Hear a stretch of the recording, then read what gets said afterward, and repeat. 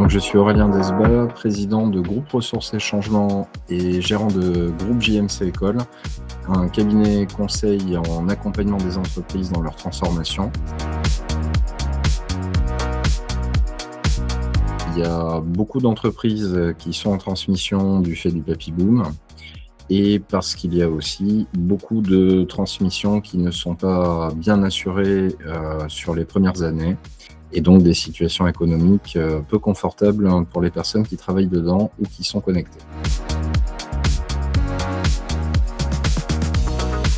Je prends l'exemple souvent de la greffe médicale sur lequel on a un problème de compatibilité en fait entre un système existant et un système final.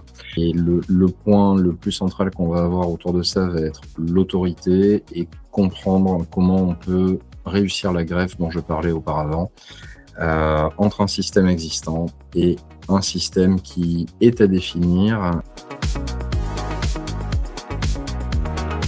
Les deux erreurs les plus fréquentes qu'on croise, c'est vouloir souvent tout changer ou ne rien changer dans des positions relativement binaires ou vouloir ne pas changer grand-chose sans se questionner sur ce qui existait déjà et qui ne correspond plus aux besoins à traiter dans l'entreprise.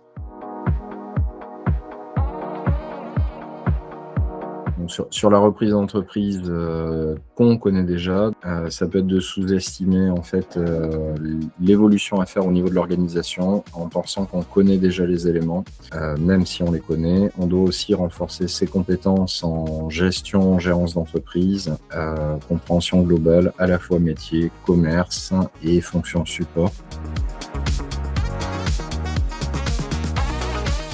Si elle n'a pas beaucoup planifié de choses, il va falloir qu'elle planifie très vite, sinon elle va s'épuiser parce qu'il faut tout gérer en même temps.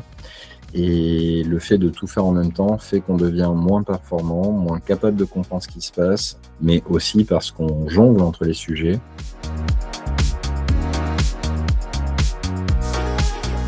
Depuis des experts, des cabinets conseils en transmission d'entreprise, en passant par l'expert comptable, en passant par BPI et de manière plus globale, les banquiers, des entrepreneurs eux-mêmes aussi. C'est vraiment pour être un conseil sur la manière de gérer des situations, de comprendre le fonctionnement de l'entreprise et de pouvoir s'adapter. Déjà, elle permet de mettre en avant les compétences qu'on a pu acquérir dans sa carrière.